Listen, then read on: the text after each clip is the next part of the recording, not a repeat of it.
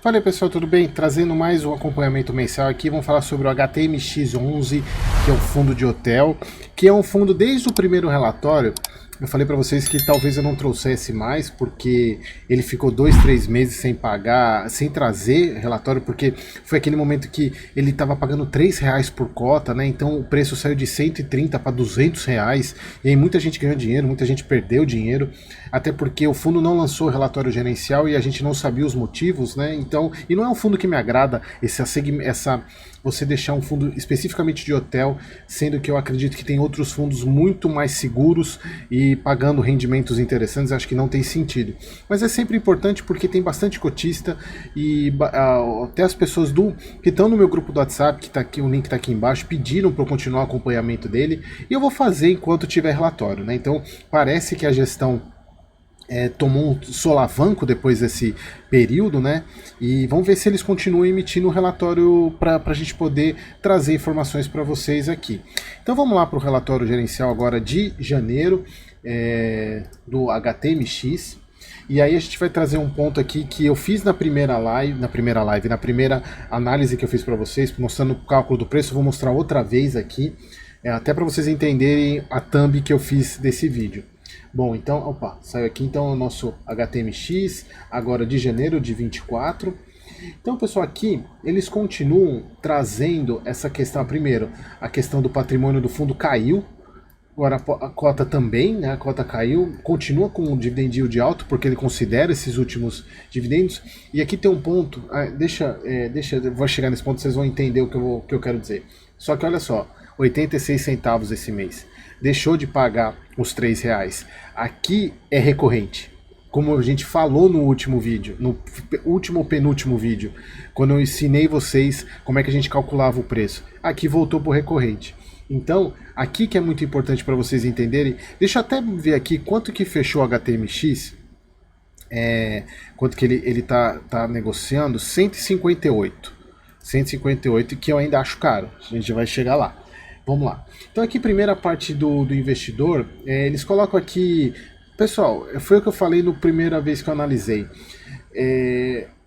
Tudo bem, é legal a gente saber algumas informações, a gente sabe que caiu o IPCA, que a taxa Selic caiu para 11,25, falando sobre a questão dos juros, que em todos os relatórios eles vêm trazendo isso, que era a expectativa dos juros cair, mas parece que voltou a aumentar lá nos Estados Unidos. Mas assim, pouca coisa tem a ver com o mercado hoteleiro. A gente só vai ver detalhe de hotel, da parte de hotel, lá para baixo. Então, aqui é desnecessário, não vejo muita questão. Aqui o que eu acho mais importante, olha só, taxa de ocupação caiu, diária média caiu, e o RevPAR caiu, que é a receita por quarto, né? Que é potencial por quarto, caiu. Então, olha só, isso aqui é importante. E aqui eles até colocam aqui o rendimento recebido por quarto, olha a queda que teve, né? Uma queda bem grande. Aí eles colocam aqui que o gráfico acima apresenta a variação de receita distribuída pelos hotéis que entregam a carteira nos últimos 12 meses. Obviamente que nos últimos 12 meses apresentou um aumento de 50%, né? Se a gente for pegar daqui para cá, aumentou. Mas aqui eles colocam um ponto. Durante o mês de dezembro, a cidade de São Paulo apresentou forte redução na demanda, com destaque na segunda quinzena do mês. Mês usualmente apresenta uma redução nas agendas corporativas de lazer em virtude da celebração de Natal, o que é normal. Isso aqui é um ponto que eu já vou falar um pouco. Guardem essa informação para daqui a pouco. Em relação aos indicadores, o fundo apresentou ocupação de 53,8% de área média, de 508, por consequência, o RevPAR obviamente caiu também. E aqui, pessoal, a gente chega num ponto... deixa eu ver se... Eu queria falar sobre um ponto aqui. É isso aqui que eu queria falar. Eles fizeram uma live com o professor Baroni no dia 23/1, eu assisti a live, não na hora, né? Eu assisti depois ela gravada. E, pessoal, olha só, um ponto que é muito importante. O primeiro ponto é o seguinte, por mais assim, eu não quero que vocês interpretem isso de maneira errada e não façam nenhuma edição, nenhum corte desse vídeo, embora não tenha motivo para isso. Eu gosto muito do professor Baroni, eu acho que ele é um cara que desbravou esse mundo dos mercados, do mercado de fundos imobiliários. Gosto muito dos vídeos dele, das análises, porém, às vezes, principalmente quando ele faz live, faz vídeo com o gestor, eu acho ele muito corporativista. Então eu acho que ele podia pegar um pouco mais na ferida, até para ajudar os cotistas, e ele não faz isso. Tudo bem que acho que também não cabe, né? Por ele ser tão grande assim, talvez não tenha muito sentido ele bater tanto em fundo imobiliário. Mas assim, o meu papel não é esse aqui. O meu papel é trazer a realidade para vocês e trazer as melhores informações. Não que ele não traga também, mas nesse caso eu acho muito corporativista. Por quê? Foi falado na live. Eu não lembro qual foi o nome do gestor agora, que eles foram entrevistados com 2 gestores do HTMX.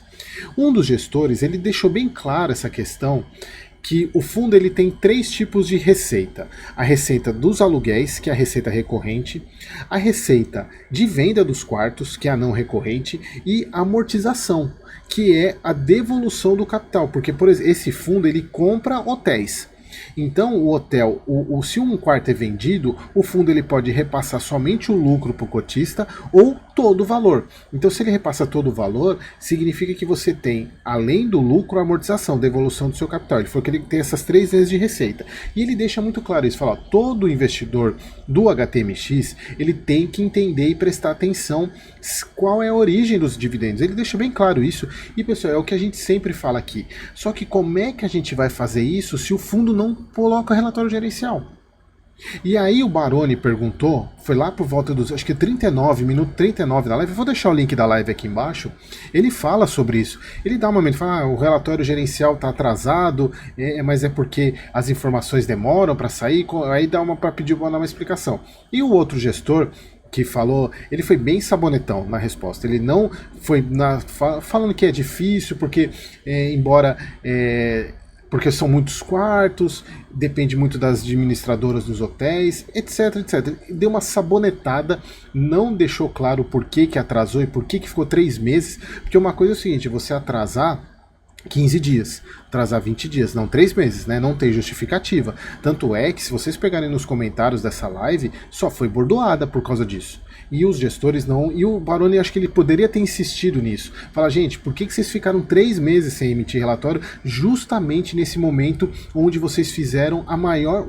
Assim, se a gente pegar na história do HTMX, foi o maior pagamento que eles tiveram. E aí a gente não sabia se esses R$3 que eles estavam pagando tinha amortização no meio, e pelo que o outro gestor falou, parece que 2023 não teve amortização, só foi devolução de lucro. O que na minha visão é o mais importante, porque o fundo fica com o dinheiro para comprar novos ativos, porque a gente tem que entender o seguinte, quando a gente está falando de um fundo do tipo renda, que não é um fundo de desenvolvimento, nesse caso o HTMX é um fundo de renda. Qual é o principal objetivo dele? Trazer renda através dos quartos. Se você vende quarto, você diminui a renda que você vai trazer recorrente, porque o pagamento do lucro ele é feito de uma vez. Você acabou a receita daquele quarto. Então, se você ainda devolve o dinheiro desse quarto, o fundo não vai mais trazer receita para ele. Então, esse foi um ponto importante, até acho bom, quando o fundo ele só devolve o lucro, ele não devolve o principal, porque o principal ele pode usar para comprar outro quarto. Não precisa fazer emissão, por exemplo, para comprar. Então, ele falou isso, mas assim, eu achei um ponto muito... a live poderia ter explorado mais isso, porque foi o grande problema do HTMX nesse final. Porque quem comprou a R$100 nadou de braçada, mas e quem viu aqueles rendimentos a R$3 e comprou a 200 achando que era o recorrente do fundo e não era? Porque não tinha informação. Embora, pessoal, também a gente saiba que quem analisa fundo imobiliário sabia que aquilo não era recorrente, só não sabia o quanto daquilo não era. Então a gente precisa tomar um cuidado para analisar, e eu acho que a live pecou nisso, eu acho que o Baroni pecou nisso, ele poderia ter ido mais fundo nas perguntas. Mas eu vou deixar o link aqui, aí vocês assistam e tirem as conclusões que vocês quiserem. Bom, e aqui o resultado. Aqui a gente chega no nosso querida análise, olha só. A receita com vendas de quartos. Vejam que aqui foi nesses momentos aqui que ele teve a grande receita, e foi principalmente nos meses que ele ficou sem trazer relatório. Olha só, a gente teve 8 milhões, 4 milhões, olha o resultado distribuído, 3,70, 2,85, 3,25 e aí cai para 86 centavos. Quem achou que isso aqui era recorrente, quebrou a cara. E aí, olha só, pessoal, e aí a gente vê aqui, eu até mostrei no relatório falando o que era para considerar para fazer a precificação. Isso, talvez isso aqui e isso aqui, que é o que está aqui hoje. Então a gente vê aqui, eles colocam, desde que foi iniciado o ciclo de desinvestimento, foram vendidas 496 unidades, fazendo 46 reais por cota amortizada. Em janeiro, a carteira alimentícia começou a operar com 449 hoteleiras e 22 hotéis. Então, pessoal, eu trouxe o Excel aqui. Vamos precificar de novo esse fundo? Agora vamos usar o recorrente dele, que é esse daqui, sem venda de quarto. Vamos ver quanto que era para custar? Vamos lá. Vocês lembram como é que faz, né? Então a gente pega primeiro 85 centavos, que é o recorrente do fundo. Vamos supor que ele pague isso nos 12 meses, quanto que vai ser o retorno dele em 12 meses? É só a gente multiplicar esse por esse, R$10, e deixa eu colocar aqui, formatar, cadê formatar? Formatar células, deixa eu pôr moeda aqui para ficar mais bonitinho, 10 e 20. Bom, vamos pensar o seguinte, o IPCA, ele está por volta de 5,76, vamos arredondar para 5,8, tá? Deixa eu colocar 5,8%. 5,8%. Vamos considerar que ele tem um prêmio de risco de 2%, que eu acho pouco. Vamos calcular o preço, é só a gente pegar esse daqui, o que ele paga no ano, e dividir pelo o valor do IPCA mais o prêmio de risco. R$130, e ele está 180. Então, e isso porque eu estou considerando um prêmio de risco de 2%. Se eu considerar um prêmio de risco de 4%, o preço vai cair para 104. Então, vamos voltar aqui para 2. Então, vamos supor que o recorrente dele seja R$1, o que não está aparecendo. Aí ele vai para 153. E quanto que ele está sendo? Quanto que ele fechou? 158. Então, ao meu ver, ele ainda está caro. Ele ainda está caro, e eu ainda acho que eu estou exagerando no prêmio. Quer dizer, estou sendo bem legal com o fundo. Para mim, esse fundo teria um risco maior.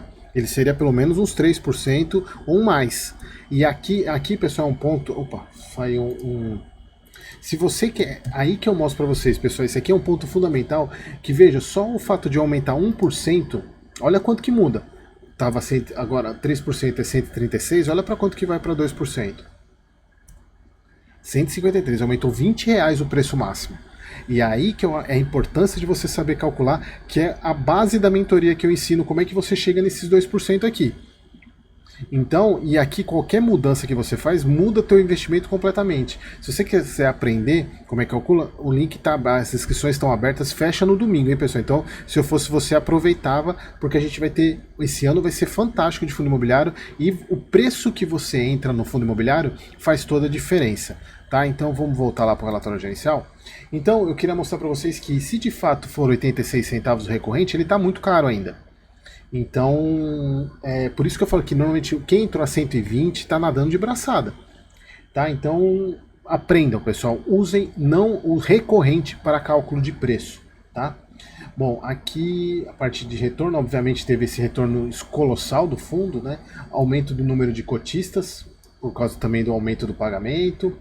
Aqui, pessoal, que eu queria voltar, lembra que eu falei lá naquele começo, que eu falei que as unidades deles são em São Paulo? Inclusive, eles até, o Baroni fez uma pergunta para eles sobre isso.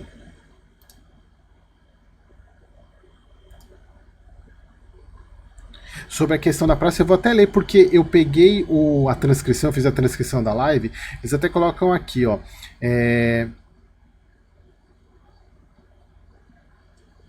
Falando por hipótese, como seria o Max Invest, né? Isso é o Baroni perguntando. Indo para outras praças, no sentido de vocês buscarem hotéis também em cidades, em polos de negócios amadurecidos, operações muito específicas, ou vocês talvez tenham algum momento para olhar para o Max Invest e tentar colocar a unidade de hotéis voltadas para lazer, eventualmente em clubes, resorts, essas coisas. E a resposta deles foi a seguinte.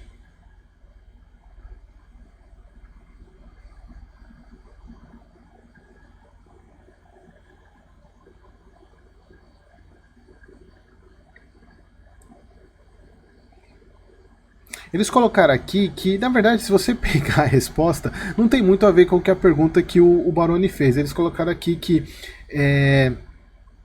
como você vê de um ponto de vista mais técnico, assim, dentro de competências, o que você tem hoje para o fundo é o que vamos entender a tese de investimentos do Max Invest. A tese de investimento, como eu dizia no início, era aproveitar a recuperação de um mercado e comprar os apartamentos dos hotéis baratos e esperar ele vender quando o mercado ficasse mais caro. O bom é que, por exemplo, eles falam do Condotel, por isso que o fundo do hotel é viabilizado através de vendas de unidades hoteleiras para diferentes proprietários. Então, em vez de você pegar o dinheiro do bolso e financiar a construção do hotel inteiro, você estrutura uma operação e a incorporação imobiliária e monta um projeto de hotel e vende cada apartamento. Aqui eles indo mais para a questão do ganho de capital. Mas assim, eles não falam nada sobre essa questão da pergunta que o Baroni fez, né, sobre essa questão de ir para praças, outras praças, e aí que é importante a gente destacar, porque o foco do Max Renda, do HTMX, é São Paulo. E aí acontece aquilo que aconteceu lá no começo, como eu mostrei para vocês, que em alguns momentos, São Paulo não tem ocupação, porque as pessoas saem. Então por que já que o foco dele é hotel, também tem hotel em praças turísticas, então seria interessante isso, né? Mas parece que não é o foco se vocês observarem aqui, é tudo São Paulo, né? É tudo São Paulo, então acaba que o foco dele é meio empresarial mesmo, né? Ter os hotéis com rotatividade e pegando principalmente eventos, né, em São Paulo. Bom, pessoal, era isso que eu queria trazer para vocês, mostrar para vocês que pode ser que o fundo dê uma queda, você cotista, tome cuidado, porque se esse for o recorrente do fundo, deve cair, porque ninguém vai continuar pagando R$ 160 por um fundo que está pagando 85 centavos por mês, isso vai cair, então tomem cuidado. Obviamente que o fundo deve fazer algumas movimentações de venda, até porque ele tem bastante quarto, tem mais de 440 quartos, mas o que é importante vocês entenderem é que isso não é recorrente. Tá bom? Espero vocês no próximo vídeo.